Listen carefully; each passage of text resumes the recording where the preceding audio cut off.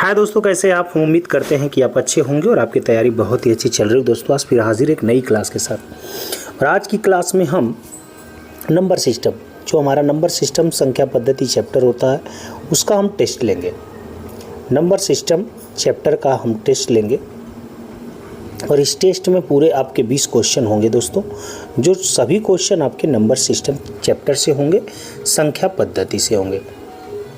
तो बिल्कुल pen copy के साथ अब तैयार हो जाएं और क्वेश्चन का सलूशन साथ में हम देते जाएंगे और आप खुद देखेंगे कि आप कितने क्वेश्चन कर पा रहे हैं। तो आइए स्टार्ट करते हैं आज की क्लास। और आज की क्लास का पहला क्वेश्चन देखते हैं दोस्तों। आज की क्लास का पहला क्वेश्चन हमारा है, ये आपके सामने पहला क्वेश्चन हाजिर हो गया दोस्तों कि क्वेश्चन कह रहा है कि प्रथम 15 पूर्ण संख्याओं का औसत क्या होगा। बहुत ही अच्छा क्वेश्चन है, अगर ध्यान ना दें तो आप गलत कर जाएंगे। तो वीडियो को पॉज करिए और इसका सलूशन खुद निकाल के देखिए कि कितना आ रहा है। आइए अब हम इसका सलूशन आपको बताते हैं। 15 पूर्ण संख्याएं बोला मतलब पहली संख्या क्या हो जाएगी, 0। पहली पूर्ण संख्या तो 0 होती है, फिर 1, फिर 2, फिर 3, डाट डाट डाट करके जाएंगे दोस्तों।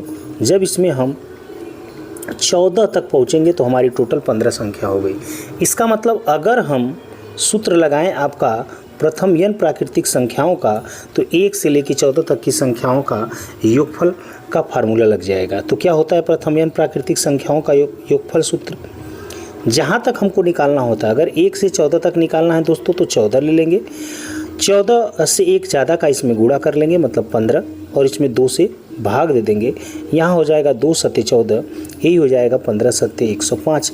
ये हमारी प्रथम n प्राकृतिक संख्याओं के योगफल का सूत्र होता है और उसी सूत्र पर हमने इसको लगा दिया। अलग से हमको कोई सूत्र लगाने की ज़रूरत नहीं। और सूत्र शब्द का प्रयोग भी क्या करना, अगर 1 से जहाँ तक भी बोलता है, जहाँ तक बोले उतना और उससे 1 बढ़ा करके गुणा कर देना है और उसके बाद क्या कर देना है दोस्तों, 2 से भाग कर देना है। अगर ऐसा हम कर पाते हैं तो हम देख पाएंगे कि हमारा आंसर आ जाएगा और इस विकल्प में हमारा हो जाएगा विकल्प नंबर 3 इज़ द राइट।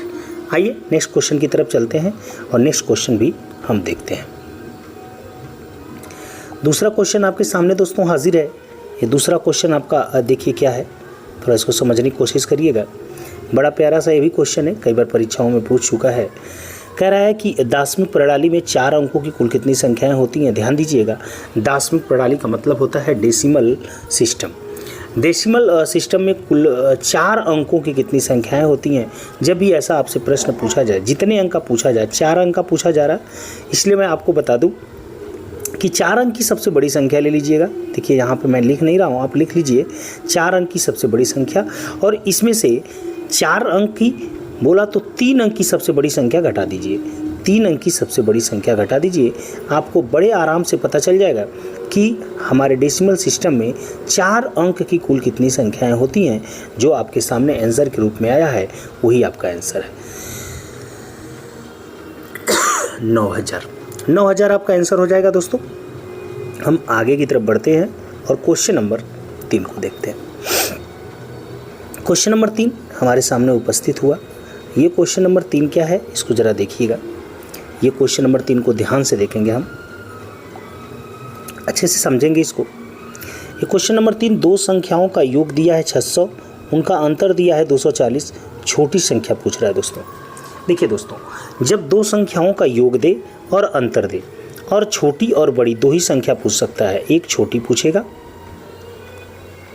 छोटी संख्या, और एक आपसे पूछ सकता है बड़ी संख्या।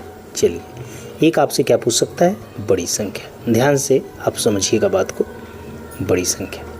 बहुत ज़्यादा हम लिखेंगे नहीं, आप ध्यान से सुनिए और लिखते चलिए। इसीलिए मैंने पहले ही बोला कि पेन कापी साथ रखिए। यहाँ पर देखिए 2 संख्याओं का आपको देख पा रहे हैं कि योग दिया हुआ है, ये योग है, और 2 संख्याओं का यहाँ पे अंतर है। ध्यान दीजिएगा, जो अगर छोटी संख्या पूछता है दोस्तों तो योग और अंतर का अंतर कर लेंगे। मतलब योग आपका 600 और अंतर आपका 240 है, तो इनको क्या करेंगे, अंतर कर लेंगे, मतलब घटा लेंगे और 2 से इसमें भाग दे लेंगे। 600 में से अगर 240 निकाल दे दोस्तों, बहुत आराम से आप देखेंगे कि 380 बच रहा है। और 380 में यदि हम 2 से भाग दे देंगे तो आप देख पाएंगे कि आपका आंसर हो जाएगा 360 बचेगा, 380 नहीं बचेगा, 360 बचेगा यहाँ पे। और हम भाग दे लेंगे तो यहाँ पे हो जाएगा 180। कितना आ जाएगा, 180, जो विकल्प नंबर सी हमारा क्या हो जाएगा, राइट हो जाएगा। लेकिन अगर बड़ी संख्या पूछता है तो क्या करेंगे, ध्यान से इस बात को समझिएगा। अगर बड़ी संख्या पूछता है तो क्या किया जाएगा। बड़ी संख्या अगर पूछ देगा दोस्तों, तो यही जो योगफल आपको दिया गया है, यही जो योगफल था और ये जो आपका अंतर है, इन दोनों का अब योग करेंगे। जैसे 600 प्लस 400 करेंगे, जैसा कि आप देख पा रहे हैं, सॉरी 400 नहीं है, ध्यान दीजिएगा, 400 नहीं है ये, ध्यान देंगे हम। 600 और 240 था, तो 240 कर लेंगे और इसमें क्या करेंगे, 2 से फिर भाग देंगे। तो अगर हम जोड़ रहे हैं तो कितना हो रहा है, 840। और 840 जैसा आप देख पा रहे हैं में अगर 200 भाग दे देंगे तो यहाँ पर आ जाएगा आपका 420। कब, जब बड़ी संख्या पूछेगा तब। क्योंकि इस सवाल में हमसे बड़ी संख्या नहीं पूछा, मात्र छोटी संख्या पूछा है। छोटी संख्या का आंसर तो हम पहले ही ला दिए थे, जो कि 180 था। इसको दिमाग में रखिएगा, बेहद वेरी वेरी इंपॉर्टेंट क्वेश्चन इसको कह सकते हैं आप, परीक्षाओं में पूछता है। आइए क्वेश्चन नंबर नेक्स्ट की तरफ हम बढ़ते हैं। क्वेश्चन नंबर हमारा अगला क्या है उसको हम देखते हैं। क्वेश्चन नंबर 4 की तरफ हम आ गए। हमारे ये 20 क्वेश्चन का जो पेपर आपके सामने है, इसमें से हम चौथे क्वेश्चन की तरफ आ गए।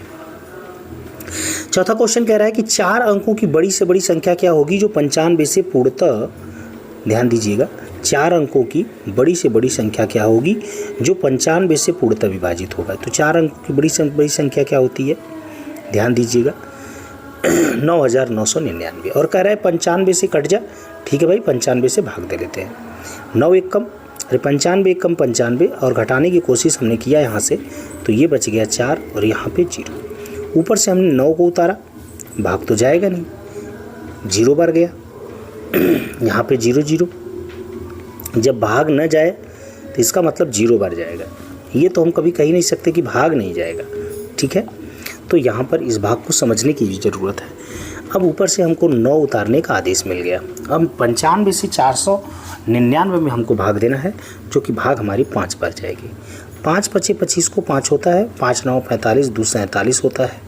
इसको हम घटा लेंगे बहुत आराम से, जो कि यहाँ पे 4 और यहाँ पे 2। ये 24 ज़्यादा हो रहा है। अगर 99,999, ध्यान दीजिएगा, जो 99,000 हमारा 999 है, अगर इसमें से हम 24 को माइनस कर ले, 24 अगर इसमें ना होता तो ये पूरा 95 से कट जाता। यहाँ पे 5, यहाँ पे 7, यहाँ पे 9, यहाँ पे 9। तो आंसर आपका आना चाहिए 9,975। क्या आपके विकल्प में 9,975 है, ये देखना पड़ेगा। जी, हमारे विकल्प में 9,975 दिख रहा है, जो विकल्प नंबर 2। ध्यान से पूरी बातों को सुनिएगा, अगर न समझ में आए तो वापस जाके एक बार और देखिएगा। आइए अगले क्वेश्चन की तरफ चलते हैं। और अगला क्वेश्चन, जैसा कि आप देख रहे हैं, क्वेश्चन नंबर 5 हमारा होगा। बहुत प्यारा सा क्वेश्चन ये भी होगा, जिसमें कहा है कि एक संख्या 36 से उतनी अधिक है। ध्यान दीजिएगा, एक संख्या 36 से उतनी अधिक है, मतलब कोई संख्या है, यहाँ पे मान लीजिए x है, ये 36 से ज़्यादा है। जितना ज़्यादा है उतना ही 86 से क्या है, ये कम है। ध्यान दीजिए, इस संख्या के बारे में बोला। जब भी ऐसा कहीं प्रश्न आए कि कोई संख्या कह रहा है कि 36 से उतना ज़्यादा है जितना 86 से कम है, इसका मतलब कह रहा है कि यह संख्या क्या होगी, तो कुछ नहीं करना है, कुछ भी नहीं करना है। आप क्या करिएगा, इन दोनों को जोड़ करके 2 से भाग दे दीजिएगा, संख्या बहुत आराम से निकलेगी। अगर हम कहें कि संख्या क्या है, बहुत आराम से संख्या निकालिए। अगर अधिक उतना ही कम होगा, बस जोड़ दीजिए। 6 6 12, 8 3 11, 11 1 12 और यहाँ पे 2 से आपको क्या करना है, भाग दे देना है। 2 6 12, 2 1 कम 2। आप देख पा रहे होंगे कि आपका आंसर आ चुका है। विकल्प नंबर 4 इज द राइट। बहुत आसानी से हो पाया। ऐसा कोई भी क्वेश्चन हो, उतना ही ज़्यादा और उतना ही कम की बात होती है। तो जितना ज़्यादा हो रहा है, जितना उससे अधिक है और जितना से कम है, उन दोनों को जोड़ करके 2 से आप क्या करेंगे, भाग दे देंगे। हम समझ रहे हैं, बात आप समझ गए होंगे। इसलिए हम आते हैं क्वेश्चन नंबर 6 पे। क्वेश्चन नंबर 6 की बात आ गई। समझिए क्वेश्चन नंबर 6 को क्या कह रहा है। ये आपके सामने जो क्वेश्चन नंबर 6 है, किसी संख्या, कोई संख्या मान लेते हैं x है, कि 5वें भाग, इसका 5वां भाग कर दिया, में 5 घटाया, में 5 घटा दिया, तो कितना प्राप्त होता है भाई, बराबर करने पर 5 आता है। किसी संख्या का 5वां भाग मतलब 1/5, मतलब x का 1/5 मतलब x/5 माइनस 5 कर घटाने पर 5 प्राप्त होता है। ठीक है, इस 5 को हम क्या करें, पक्षांतर करके इधर ले जाएं, तो x/5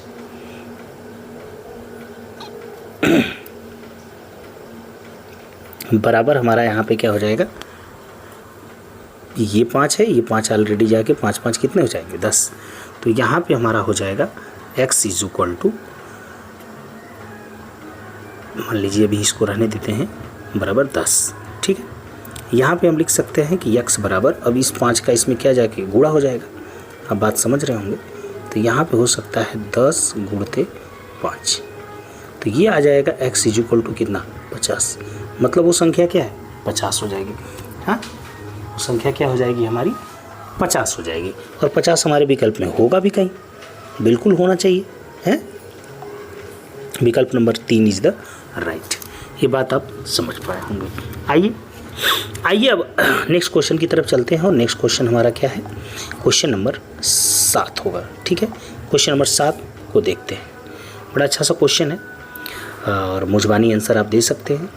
कह रहा है कि प्रथम 12 विषम संख्याओं का योग। प्रथम 12 विषम संख्याओं का मतलब कि 1 3 5 ऐसे करते करते हमको 12 विषम संख्याएं लेनी है।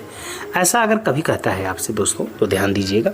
प्रथम 12 विषम संख्याओं का योग, विषम संख्याओं का योग होता है अगर प्रथम जितना बोले उतना का क्या कर देते हैं, वर्ग।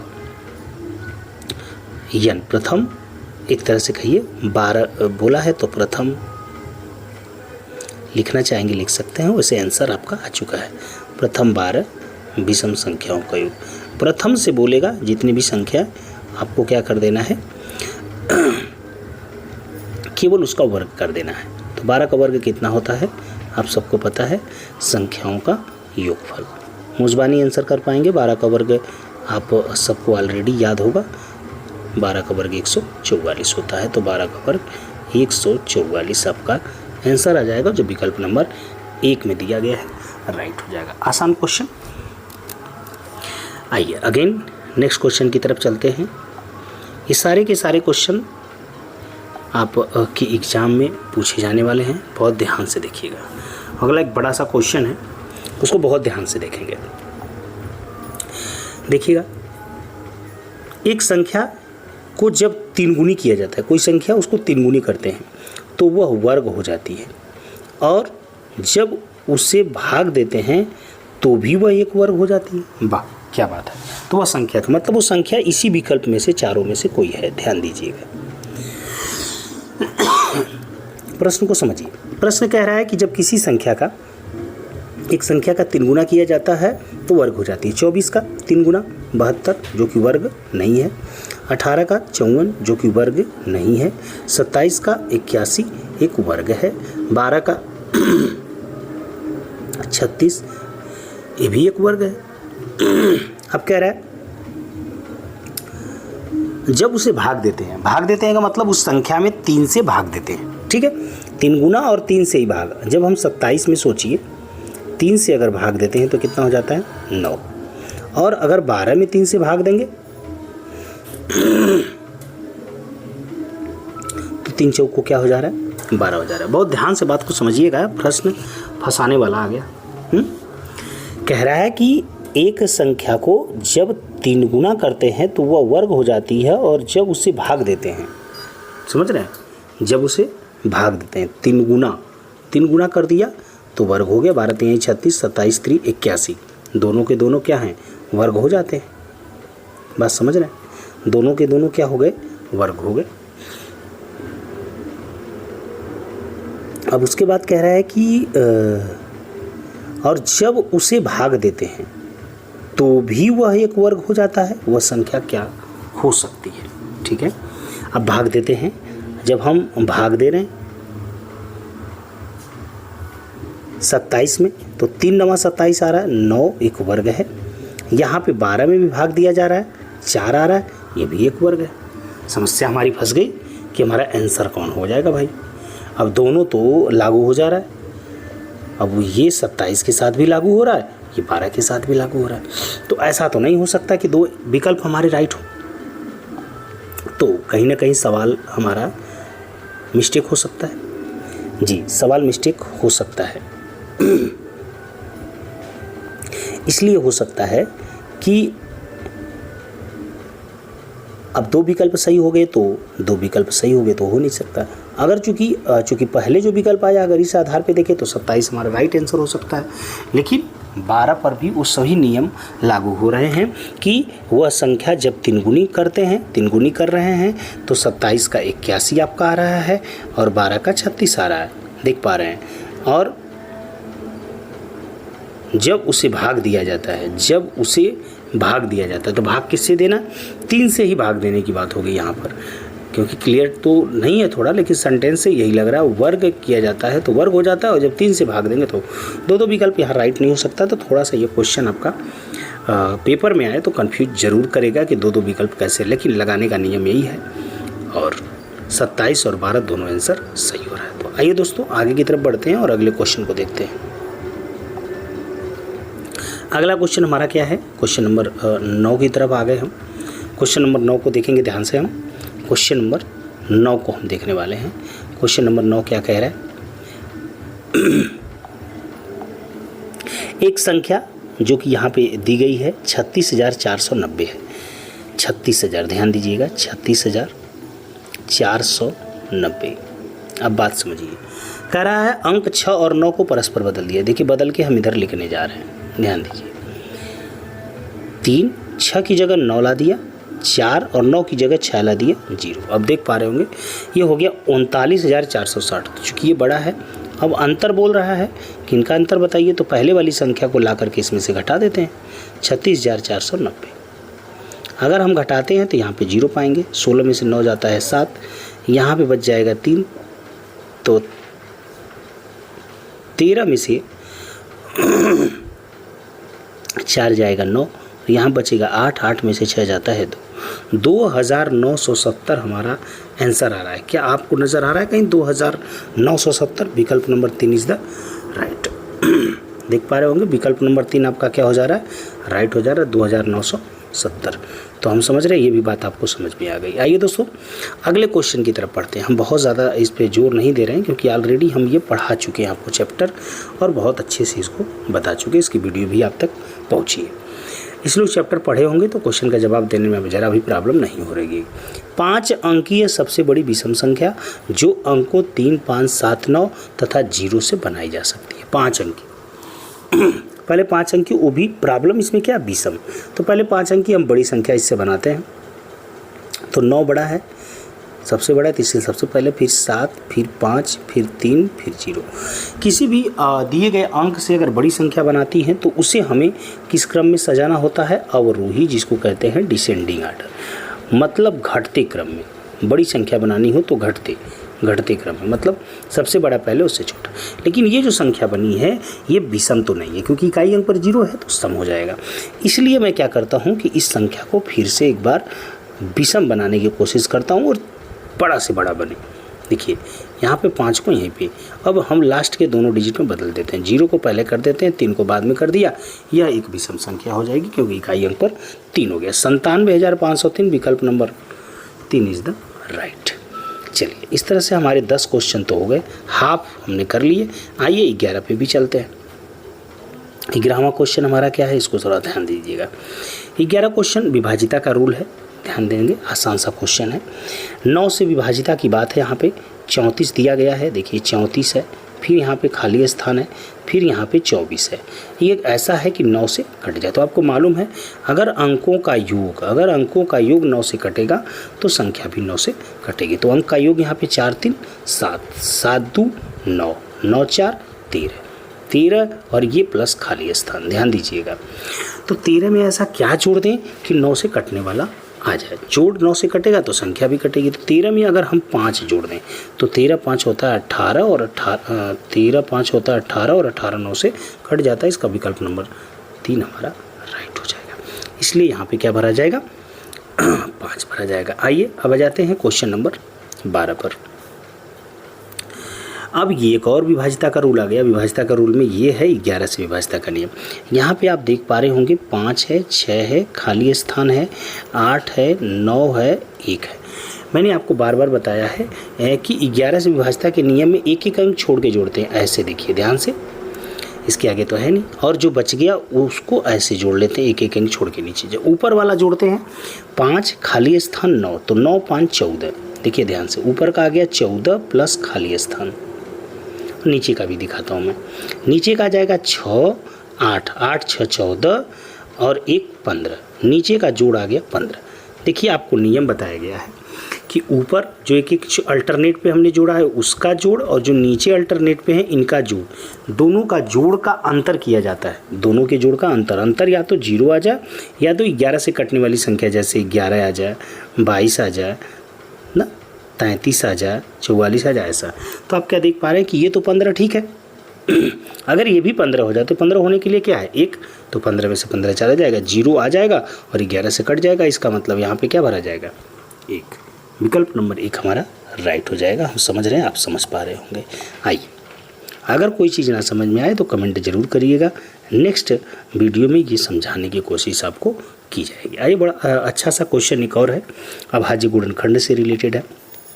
अभी आप समझ रहे होंगे 420 का अभाज्य गुणनखंड, मतलब जो हमको दिया गया है वो अभाज्य गुणनखंड होना चाहिए। देखिए ये तो पहले अभाज्य गुणनखंड नहीं है क्योंकि इसमें हमको 9 दिखाई दे दिया, ठीक है। बाकी सभी अभाज्य गुणनखंड लग रहे हैं, लेकिन जो गुणा करने पर 420 देगा वही तो आंसर होगा। जैसे यहाँ पर है 2 दूना के 4, दूना के 8, और हम जानते हैं कि पहले 2 का गुणा करके हम 5 का गुणा करते हैं। 8 5 40, 40 में 3 का गुणा करेंगे तो 120, और 120 में 7 का करेंगे तो 12 7 84। यहाँ पे 840 आ गया। ये तो हो नहीं सकता। चलिए ये भी नहीं हुआ तो बच गए ये 2 दूना के 4 25 20। देखिए 20 और 3 60 70, यहाँ पे हो जाएगा 6 7 42 420। विकल्प नंबर 3 हमारा राइट हो रहा है। यहाँ पे 2 3 6 3 18 3 54 25, तो 54 में अगर 5 का गुणा करें तो ये आंसर नहीं रहेगा। 5 चौको 20, 5 25 25 26 27 270 आ रहा है। तो हमारा विकल्प कौन सा राइट हो जाएगा? हमारा विकल्प हो जाएगा तीसरा वाला राइट। आइए आगे की तरफ बढ़ते हैं और क्वेश्चन नंबर 14 को भी देख लेते हैं। क्वेश्चन नंबर 14 अच्छा सा क्वेश्चन है। क्वेश्चन नंबर 14 आप देख पा रहे होंगे। इसमें कह रहा है कि 6 के प्रथम 5 गुणों का योग। 6 के प्रथम 5 मतलब क्या आएगा? 6 6 12 36 18 6 चौको 24 6 5 30। हम इसलिए लिख पाए कि कम है, ज़्यादा रहता तो बस हम क्या रहा थोड़ा सा लिख के डट डट कर दे। ऐसे इसमें से 6 कामा ले लें तो क्या मिलेगा? 1 धन 2 धन 3 धन 4 धन 5, यही तो मिलेगा। मतलब जितना बोला उतना। तो ये क्या लग रहा है? ये आपको ध्यान से देख रहे हैं क्या लग रहा है? यहाँ पे कोई चिन्ह नहीं है तो गुणे का चिन्ह हो जाएगा, ठीक। ये प्रथम यानी प्राकृतिक संख्याओं का योगफल रहा है। अगर 1 से 5 तक की संख्याओं का योगफल निकालना हो तो जहाँ तक बोला वहाँ उससे 1 ज़्यादा और 2 से भाग। 2 तिहाई 6 गुणा कर लीजिए। 6 5 30 और 30 तिहाई कितना होता है?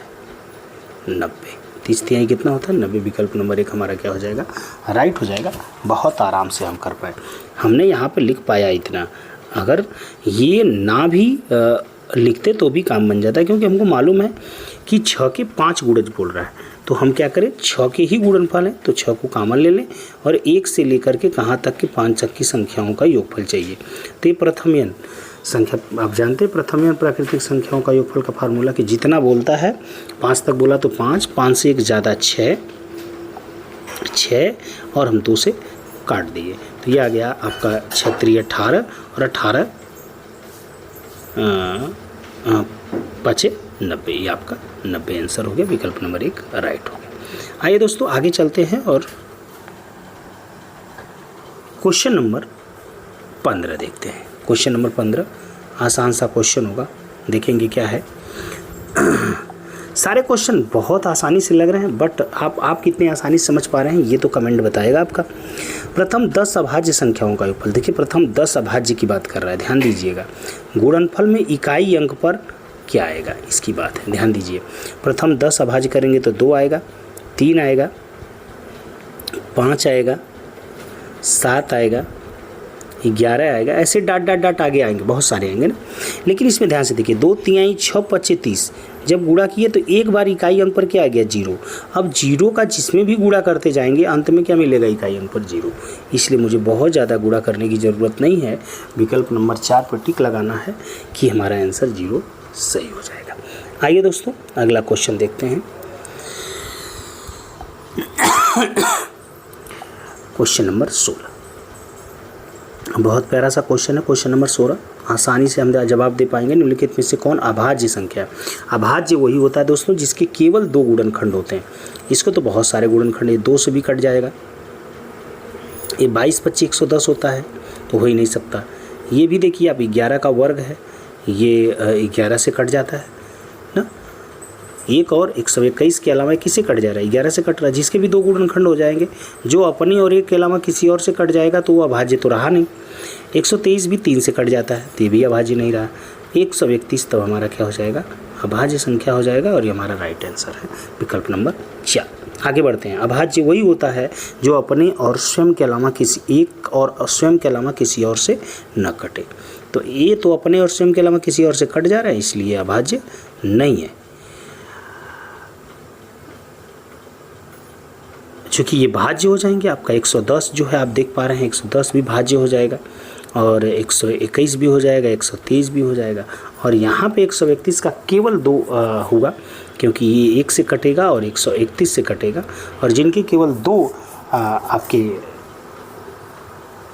अपवर्तक हों या जिनको काटने वाले केवल 2 नंबर हों, वही हमारे क्या होती हैं, अभाज्य संख्याएँ होती हैं।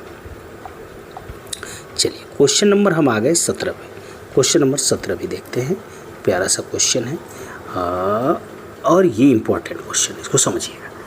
कह रहा है 400 तक की कुल कितनी संख्याएं हैं जो 3 और 7 दोनों में भाग लग जाती हैं।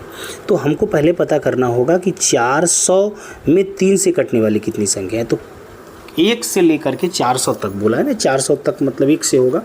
अगर 1 से लेके जहाँ तक भी बोले, ऐसा कुछ 1 से लेके बोलेगा मतलब 400 तक बोला, 200 तक, 500 तक, मतलब 1 से लेके ही ना 400 तक, तो हम डायरेक्ट उस संख्या से भाग देते हैं जिससे कटने की बात होती है। तो 3 1 3 यहाँ पे हो जाएगा, यहाँ पे 1 0 3 3 के 9, 1 बच जाएगा, फिर 0 3 3 के 9। समझ पा रहे हैं आप, यहाँ पे 9, और यहाँ पे हमारा शेष क्या बच जाता है, 1 बच जाता है, उसका कोई मतलब नहीं है। भाग कितना बार गया, 133। देखिए हम यहाँ पे नोट कर दे रहे हैं, मतलब 400 तक 133 संख्याएं हैं जो कि 3 से कट जाती हैं। अब इसी 400 में हमको किससे भाग देना पड़ेगा, इसी 400 में हमको अब 7 से भाग देना पड़ेगा दोस्तों। तो पता चल जाएगा कि 400 तक कितनी संख्याएं हैं जो कि किससे कट रही हैं, 7 से। तो 7 1 25 35 हो जाएगा यहाँ पे, और 5 बच जाएगा, और 7 सत्ते यहाँ पे 49। देख पा रहे, 7 सत्ते क्या हो जाएगा, 49 हो जाएगा, और घटाएंगे तो 1 से, शेष से कोई मतलब नहीं। भाग कितना बार गया, 57 बार। कहने का मतलब क्या समझ पाया, कहने का मतलब समझिएगा 133 संख्याएं ऐसी हो गई जो 3 से कट गई ना, और 7 से कितनी कटी, 57 कटी। ओके, टोटल कितनी हो गई, 7 3 10, 5 3 8 1 9, 190 संख्या। लेकिन ध्यान दीजिएगा, दोनों की बात बोला है, तो कुछ ऐसी संख्याएं होंगी जो 3 से भी कटी होंगी, 7 से भी, जैसे 21 है। तो इनका कैसे पता चलेगा, इनका पता करने के लिए हमें क्या करना होगा, 3 और 7 का लॉस निकालना होगा। 21 आ गया। अब हम ये देख लें, जो संख्या 21 से कट रही है वो चूँकि 7 से भी कट रही है, 3 से, मतलब 2 बार। तो हम उन संख्याओं को तो नहीं लेंगे ना जो 2 बार आ जाए, हमको तो एक संख्या एक ही बार लेनी है। तो अब हम क्या करेंगे, इसी 400 में जो दिया गया है इसमें 21 से भाग देंगे। अगर हम 21 से भाग देते हैं, ध्यान दीजिएगा, 21 एकम 21, यहाँ पे 9 आपका हो रहा है और यहाँ पर आपका 1 है, 0 हो जाएगा। ठीक है, तो हम क्या पा रहे हैं भाई, 21 से भाग देंगे तो 21 9 189, 189 जब यहाँ कर रहे हैं तो 1 शेष बच रहा, मतलब कितना संख्या मिला, 19। मतलब 19 ऐसी इतनी संख्याएं हैं जो कि 3 से भी कटी हैं और 7 से भी कटी हैं। इसीलिए ये 19 हम इसमें से माइनस करेंगे। किस में से माइनस करेंगे, जो 3 और 7 से कटने वाला मिला था, कि 3 से कटने वाले मिले थे 133, 7 से मिले थे कितना 57 और दोनों को जोड़ा 190। इसमें से 19 माइनस कर लेंगे तो यहाँ पे 1, यहाँ पे 7, यहाँ पे 1, 171 आपका आंसर आ जा रहा है।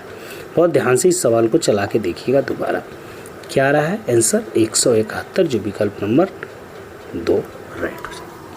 मतलब इस सवाल का फंडा ये हो गया कि ये सवाल कह रहा है कि भैया 3 से तो हमने पता कर लिया कि 3 से कितने लोग कटे, 7 से तो 7 से भी पता कर लिया, फिर पता कर लिया दोनों से कौन कट रहा है। तो हम अब 3 से तो केवल 3 वाले रहने चाहिए ना, वो नंबर तो नहीं लेंगे जो 7 से भी कट रहे हैं। तो दोनों में कॉमन जो हो जा रहे हैं उनको हमने निकाल दिया तो 171 हमारा आंसर आ गया। आइए क्वेश्चन नंबर अब 18 देखते हैं। क्वेश्चन नंबर 18 को देखते हैं, थोड़ा सा अच्छा सा क्वेश्चन। इसमें कह रहा है कि 65,000, ध्यान दीजिए क्वेश्चन, 65,067 में छोटी से छोटी कौन सी संख्या घटाई जा कि 13 से पूर्णतया भाग लग जाए। भाई 13 से भाग लगना है तो 13 से भाग दो ना, घटाई जाने की बात है, जो शेष बचेगा वही घटा देंगे,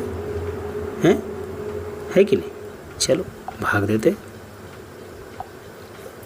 13 बचे 65, ध्यान देना यहाँ पे 0 आ गया, 0 उतारा, 13 से भाग 0 में 0 बार गया, घटा दिया 0 आ गया, ये 0 है। ऊपर से 6 उतारा, 13 से भाग दे रहा हूँ मैं, ध्यान देना, तो 0 बार जाएगी भाग, भाई 6 में भाग 0 बार जाएगी, और 7 उतार दिया तो फिर 13 बचे 65 ना। तो 67 में से हमने क्या किया, 65 को घटा लिया। यहाँ पे कितना बचा, तो इसका कोई विशेष मतलब है नहीं, इसी का विशेष मतलब इसी का मतलब है जो आपका शेष बचा है। क्यों, क्योंकि यही तो शेष है जो कि हमको काटने से रोक रहा है, यही शेष हमारा है जो हमको काटने से क्या कर रहा है, रोक रहा है। अगर ये 2 कम होता, कौन, ये 65,000 हमारा जो है 67 2 कम होता तो 13 से पूरा कट जाता। इसका मतलब वो संख्या हमारी क्या हो जाएगी, विकल्प नंबर इज द राइट, 2 हो जाएगी। आइए लास्ट सेकंड देखते हैं, और लास्ट सेकंड सवाल हमारा क्या है इसको भी समझते हैं। हाँ, ये सवाल देखिएगा, 10 से 20 तक के बीच की सभी अभाज्य संख्याओं का योग बताना। अभाज्य वही बात जो अपने और स्वयं के अलावा, अपने और एक के अलावा किसी और से न कटे, मतलब स्वयं और एक के अलावा किसी और से न कटे। तो 10 के आगे 11 आता है, योग बताना है। 11 के आगे 13, 13 के आगे 17, 17 के आगे 19। थोड़ा जोड़ने में भी दिमाग लगाइए, 11 और 19 जोड़ देंगे दोस्तों तो 30 आ जाएगा, 13 और 17 जोड़ देंगे तो भी 30 आ जाएगा, और इनको जोड़ दिए तो 60 आ गया। अब विकल्प नंबर हमारा ए क्या हो जाएगा, राइट हो जाएगा। आगे चलेंगे, अब अगले क्वेश्चन की बात करते हैं जो हमारा 20वां क्वेश्चन होगा। ये 20 क्वेश्चनों का आपका टेस्ट था, आप इसको किए होंगे, समझे होंगे, देखे होंगे, कितना आपका सही है या अभी आप समझने की कोशिश कर रहे होंगे। आइए देखते हैं, कमेंट करके ज़रूर बताइए कि आपके कितने क्वेश्चन सही हो रहे हैं। अब यहाँ पे दिया हुआ है 23,200, ध्यान देना 23,200।